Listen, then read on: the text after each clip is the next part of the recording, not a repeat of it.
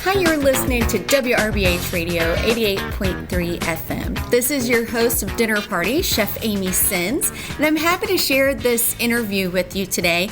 I spent some time with Chef Nathaniel Zimmett with Boucherie, and we talked about all things food, school lunches, and even a little bit about cooking for his 3-year-old daughter. I hope you enjoy the show. We have a 3-year-old, and we're starting to...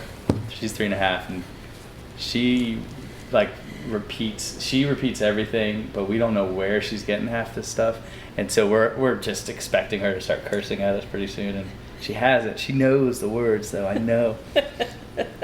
She quotes movies left and right. Like, what did she say to her mom the other day? And my wife's a very good singer, actually, has a beautiful voice, and she goes, "Mom, please stop singing or I'm going to throw up." And that's from, I don't know what, it's from Moana, I think. And it's like, the first few times you hear it, you're like, ow! And then you're like, where did you learn this? Like, because that's like a quote kind of thing. Like, there's a time she'll go and she'll be hugging you, and she's, I'm so happy ever. And it's Frozen. And the first couple of times, they like, melt my heart. This is the sweetest thing in the world. Wait, you just said Elsa. You just called me Elsa. What's going on here? Wait, what are you doing? You little manipulative thing. She's so manipulative already.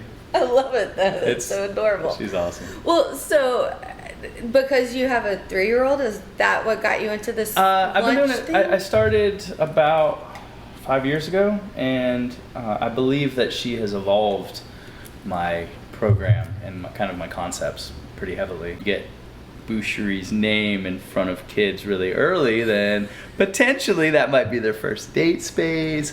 I had a customer, long-term neighborhood customer, and his son first started coming when he was 11. Had his first duck, had his first scallop, really into what he was eating and loved it, and just a great family, and had his first date there. He got drunk for the first time when he graduated high school with his parents, of course, legally, but at my restaurant. It was, what a cool kind of thought to have. I think we all talk about community and what we want and how we want to fit into a community and ideally grow and build that community. And what a neat way to do that is to start, to be that much in somebody's, not just like memory, but family. That's the best way, in my opinion, to, again, market. I don't know what the hell market means, but to marketing Boucherie. That was part of it, and then I think the other part, really the true part, that I joke and say that that's what it's about, but the true part was when I was shot a long time ago, and as I was kind of rehabbing and getting better, and I remember just vividly my first meal. I was shot in the guts, and my first meal was white beans with some crappy sausage, and this was being served to me at the hospital. My very first solid food was just this garbage, and it was, if you think about things that your body can digest, the worst things to give somebody who's now missing part of his colon and part of his intestines. Beans and greasy, crappy, like, no hate DD or whatever, but like that kind of sausage, that kind of questionable, not quality sausage. Not to say that it's not something that people like. I mean, I'm not saying that. Right, but there's a time and a place for it. There is, indeed. And it reeked of this, just like, what in the world is going on here? And why is this? And I believe I was really passionate about it for a long time. I want to change. I want to be involved in the hospitals and institutions. And then I believe it was Dan Giusti, who he's the founder of Brigade. Are you familiar with that? Yeah, like he really, I think, started to hone in on my thoughts about, well, why don't we do this with schools? And then I have an ex-girlfriend who I moved to New Orleans with, and she was a teacher. And just kind of hearing all of these horror stories. And we moved here in 2004, so the year before Katrina, and just the climate is, I don't know. It was crazy. It felt like a nightmare, honestly, in so many ways. And I'm originally from North Carolina, and where did you go to school was always this, of course, university thing, and here it's always this high school thing, and you start to really think about how this I don't know, the socioeconomic dynamic is here in this city is pretty rough, man. And if we can do anything to make a difference there, I feel like starting with nutrition is crucial. I mean, not just to say we need to be able to eat healthy, not just to say that we need to be able to have the fuel to grow and to learn and to build our brains, but also like the normalcy, the comfort. I feel like from my perspective, when, for instance, now for the past bit of time I've been working nights, and so I've just because I don't have staff, so I have to run the line every night, and I love to do it. Of course, it's the best part of my job, but also the most destructive for my life. And it doesn't matter if I get home at 11:30 at midnight. I still want to eat when I get home. This is like that calm down. That's my little ritual. It's better than drinking or something like that. And it calms me down. It gets me kind of centered and geared down to relax. And just thinking how that's not something that everybody's able to do is really terrifying to me. And so the ability to make a difference, and I guess also, as we were talking earlier, the can we do this for the rest of our lives? Can we work in a restaurant for the rest of our lives? It seems like you're killing yourself. And it's a hard job. It's very rewarding, and you have to really love what you do. All of that aside, what am I going to do with this boucherie where I end? And so I think about that, and I think about how I can hopefully make a difference in my community. I feel like, in the same sense, where if boucherie becomes that special place for these kids, if we can make that in a more broad sense, if we can make a difference with good food, that really seems like something that I would like to leave behind, and it's sustainable, as opposed to, working 80 plus hours a week. I can do this is Monday through Friday. Of course, I have to, in my business model, I have to kind of fit in wherever I need to be. So not that past couple of months I've been doing cooking on the line, but I still am very much a part of all of my endeavors. But the potential to have a Monday through Friday daytime gig with holidays off is also very alluring. It certainly it could potentially mean something. And hell, if I can do that and make a difference and potentially impact my community, it seems like a no-brainer to me. And I agree. And I think the last, almost 2 years of our lives, I think a lot of us have decided to reevaluate what we're doing. We're more ingrained in our community because we've been so stuck, and we're more aware. And for me, early COVID, as soon as the schools closed, the first thing I thought was, oh my God, what about all these kids that were getting school lunch, and that was their only meal of the day? Because so many times people think, oh, people are hungry during disasters, people are hungry during crisis, but there are people in America who are hungry every day, and they're being required to make choices on what to eat and what to buy and how to feed their families. And if we're putting non-healthy, non-nutritious things in, we're not going to get good results out. I totally agree.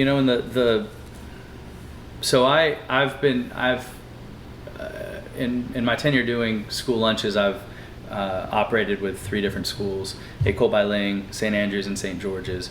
École, I'm no longer doing. The person who was running my program, she ended up taking over the space, and she's actually in-house at École now. And right before COVID, I was intending to get involved with my first charter school, the first public school. Obviously, the private school sector is great for all of the reasons. It's a little bit more lucrative as well. But I see that as like a running model, as a learning pad for me to identify, to grow, and also to have a little bit of a buffer, because we're able to charge more money for that. But honestly, the federal government has a pretty, they pay, I mean, it's not a lot of money, of course, and don't mistake my words, but it's doable. It is doable. I think right now, well, 2 years ago when last I looked, and hopefully in the following year, I think I have at least one school secured, charter school. But it's like $3.75 a meal. So I mean, it's not a lot of money by any stretch. But don't forget what we're feeding, and how we're feeding, and it's, I don't know. I think it's doable. The strict requirements are not strict. I mean, it's I think a male teenage person, they have to have like 2 ounces of protein per meal, which is nothing, right? No. And so that doesn't make any sense. That little boy's going to be hungry. Right. I mean, I know when I was in high school, I would get headaches every couple of hours, and I'm not even a big person. Like, I just am always hungry, and always I need to be feeding my body, and I just can't imagine being able to get anything out of the school process, out of learning, if I'm constantly hungry. And I was lucky enough that I could pack snacks, and I would literally eat Nutri-Grain bars and granola bars every 45 minutes all day, right? And I mean, I guess that's certainly not the norm here, and so I really am excited to make a difference inside of that, to at least try, and I think when I first began the program, this was before my daughter was born, and I really stupidly, I think my intention was, let's have these kids eat like me as a 40-year-old man needs to eat, right? So heavy protein, heavy vegetables, low carb, really stupid, let's be honest. And did they just look, and kids just look at you with all this green stuff? Honestly, they ate it, and I got really good feedback from the faculty. But then comes my daughter, and my daughter, for her first 2 years of life, she absolutely loved, or a year and a half, she ate everything, 100% everything at all times, wasn't picky. And then who knows what happened, now she'll eat hardly anything. And so now the goal, as I recognize, is nutrition. It's about nutrition. Calories don't matter. The kids need to eat large amounts of calories anyways. So what we do is we take the good with the bad. So for instance, we do macaroni and cheese. When we make macaroni and cheese, we use white pasta. Sure, it's not as healthy for you as whole wheat or quinoa pasta or chickpea pasta, but let's be honest, it tastes a hell of a lot better. And so what we do is, instead of making a bechamel for our cheese sauce, we roast and puree vegetables and thicken the cheese sauce with that. There's certainly dairy, there's certainly cheese, but there's cauliflower, there's squash, there's carrots, there's things in there that you don't see, and that's how you hide, right? The kids can handle the white starch, no problem at all. It's carbohydrates. This is what we need to grow. This is what we need for energy, of course, but let's just kind of envelop them in something that they don't know that they need, which is the vegetables. And so that's kind of how I've really evolved into what I do. Same thing we do a spaghetti with a meat sauce once a month as well. And again, we just take all of our veggies and grind them and put them through a grinder, and then that's what our tomato sauce is made from. And so again, it's sweet, delicious, just like a spaghetti sauce should be. I mean, we don't add sugar, but natural sweetness from vegetables. And it's red, so people don't think, oh man, there's green beans in this. It looks familiar to them. It looks familiar, that's exactly right. And that's where I think I've evolved, and that's where I believe I think this is what we would describe as the sweet spot. We have good, real vegetables, real things, real food. And I season my food, maybe there's a little salt in it. Yeah, there should be, and also we want kids to eat this, and this is how you develop a palate. This is how you are exposed to vegetables. And one of my daughter goes to St. Andrews as well. So I'm lucky enough to live in the neighborhood. So I'm 6 blocks from the restaurant. St. Andrews is about 3 blocks in between the house and my restaurants. And so in the morning, my ritual is I come back home, and then I walk the dog and my daughter with my wife to school, and we drop them off and come back. and it's really kind of awesome to be able to see and feel the presence of what you're doing. And I had a mother stop me a while ago, and she goes, "Hey, you surf Pico?" I'm like, "I don't know who you are." I'm not necessarily. I mean, I tend to wear stripy pants, but like, I don't know. But at the restaurant, "Hi, my name's Nathaniel." Right. "Hi, my name's Nathaniel. What's your name?" And she goes, "You got Pico? You do Pico?" And I'm like, "Oh yeah, Taco Tuesday. We always have Pico, of course." And she goes, "Yeah, because my kid, he hates tomatoes, but he's always asking me for Pico. Like, what is this Pico?" And I'm like, "Oh yeah, it's with our Taco Tuesday. We always do tacos on Tuesday because Taco Tuesday is awesome. And yes, we cut fresh tomatoes and make a fresh salsa with it." And that's so cool to hear that the kid likes it, and it's seasoned, it's flavorful. I mean, we use lime juice and cilantro just like you normally would, and it's awesome. And I think those are the kind of the big like pats on the back that keeps me pushing towards doing this and recognizing, we do have to make these compromises. We do have, but like for instance, Taco Tuesday, we always have brown rice and black beans, and we do either shredded chicken or ground beef, cheese, pico, tortillas. Like, what's not to like here, It's pretty solid. It's all freshly made. That was my favorite school lunch. Me too. Taco day. And, right? And then if you were like, really lucky and there were leftovers, you could get a second helping. Right. And then, of course, then our soccer coach would run us twice as hard on Tuesdays. But you're like, oh my God, it's taco night. Right. Yeah. I love doing it. I love that can become almost a tradition as well, You were saying earlier, your ritual of when you come home from work, you sit down and you have a meal. And I start to think about kind of the ritual of school lunch for me was the opportunity for my little group of friends to all sit around the table and giggle and laugh and talk about their days with each other. And I feel like it's setting the stage for what the table is. Right. Yeah, and it's beyond me to think that it's okay to feed kids poorly. There are hurdles to get over this, but I really think again, setting the stage for their lives. It's business is business, right? We have to be able to pay our bills in order to maintain business, of course. But there's ways to do this, man, and there are other rewards than just money. I think being able to make a difference, being able to create a stage to set groundwork for kids to be able to get better and be better. And hey, if they like the food, again, well, that's pretty early to get them to be like, oh, we know Boucherie, we love Boucherie. Hey, now I've got my driver's license, I'm going to take a girl there or take a boy there or whatever, and it seems pretty cool to me. Well, but that's what a community restaurant is about as well. Definitely. Where I grew up in a small town, we had a restaurant called Snow's, and that was the special occasion restaurant. Right. It was where you went on a date. It was where you could get a steak, all those things.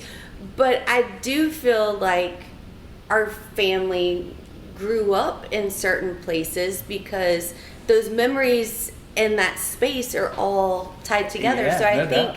I think your point about getting people there to be a part of your restaurant community makes you a part of their community. Comes back and forth, exactly, yeah. And having this luxury of having both of my restaurants share a backyard is really pretty awesome. And what we have done since COVID is Boucherie, we're now only open for dinner 5 nights a week. All of our lunch kind of classics have pushed over to Bourrée, and Bourrée being, first of all, on Carrollton as opposed to off the street. Jeanette Street, it's a house behind, but still off the high street, and then we have this big open area. It's a big walk-up space. We put in a window since COVID just so people don't have to go inside.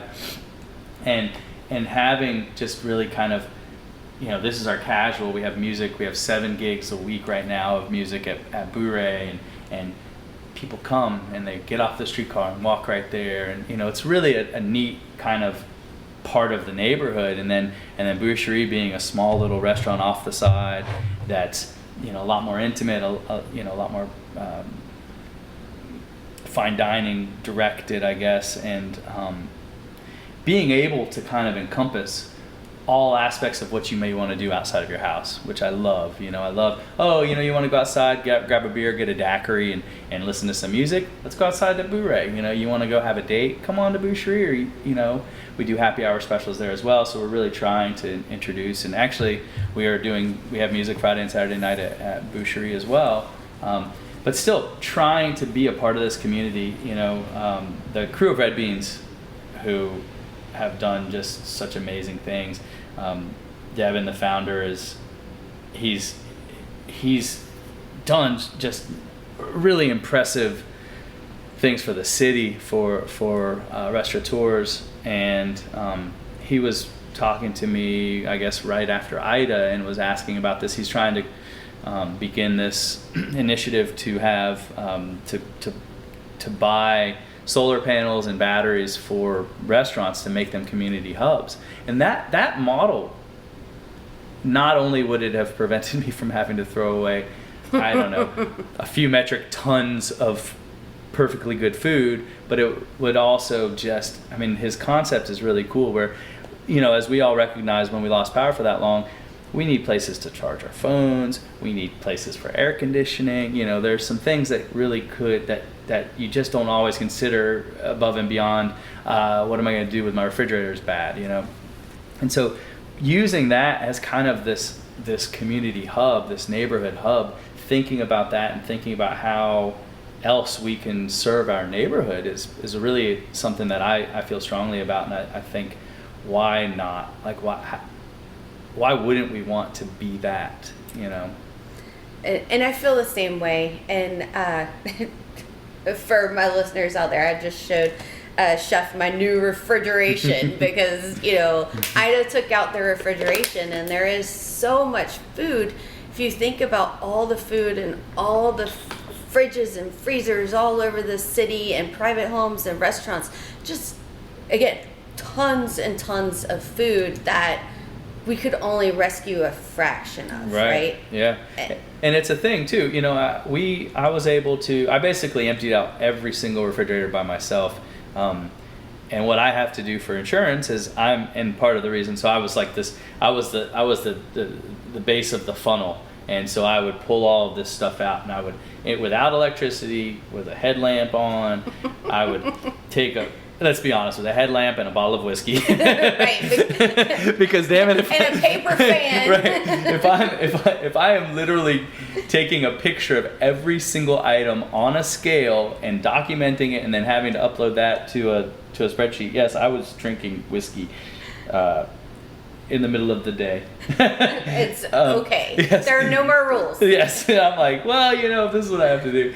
But so we were able to, I was able to give away a lot of food, and luckily, but there's a lot of random stuff that that nobody wants, For instance, one of my walk-ins is an exterior walk-in, so it's essentially a big metal box, and that thing stewed. It got hot. I ended up, having to get rid of all my shelving in that walk-in, and I still haven't been able to fully replace it. Literally, from what I hear, I've got a third of my shelving in the walk-in right now. The other 2/3 supposedly is shipping next month.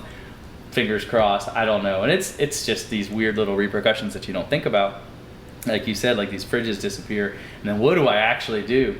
But we were able to give away most all of our produce. We had turned the front of Bouret into a little farm stand and just let people come and grab whatever they wanted.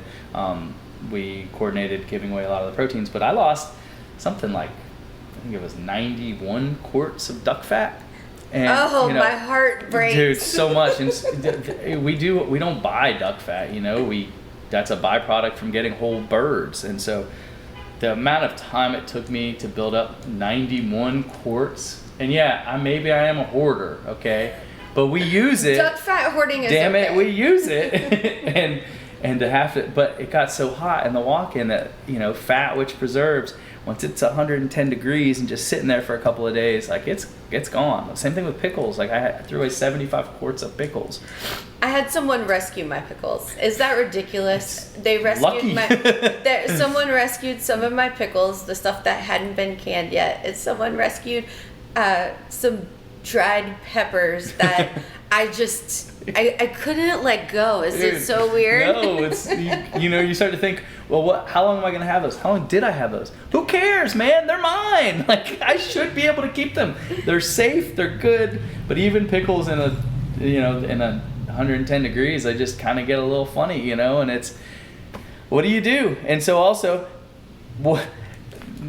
strangely enough, nobody wanted my quarts upon quarts of duck fat. So it's like, what do I do with them? I have to throw them away. And I don't know, kind of that, it's a demeaning process. But what Devin was suggesting is not only would it help the whole concept of food insecurity to preserve food, but it also becomes this place where people can come and maybe cool down. Maybe I vividly remember after Katrina, I was back in the city after 6 weeks, and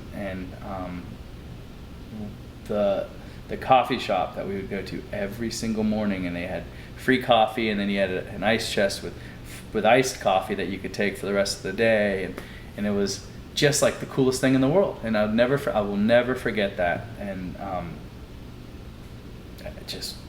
that's what we need to be doing as a community. That's what we need to be, and that starts, stops, continues for everything, and that should 100% include children.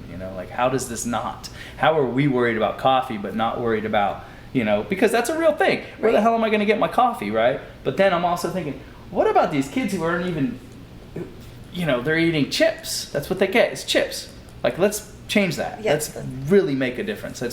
We owe it to every single part of everything to do that. I don't see any other reason to do anything but that. If that's the last thing I do, damn it, I'm gonna change the school lunch program in this city at the least. And then you're gonna change the world.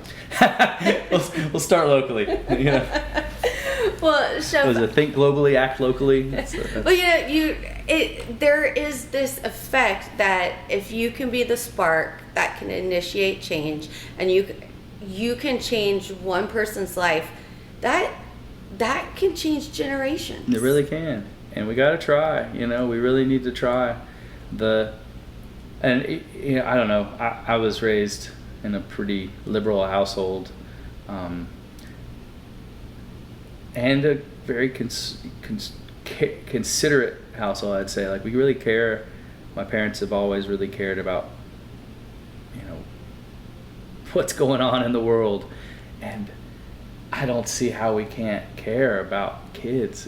Like, we have to do this. It seems like a no-brainer to me, honestly. And if it means working hard, or if it means doing something that's unusual, like cutting a vegetable for a $3.75 plate as opposed to opening up a can, well, you know what? It's worth it. It should be worth it, and the reward doesn't have to be monetary, And it is selfish to a degree, because it feels good, damn it. Like, it feels good to make a difference, and I mean, that's good enough for me, man. I love it.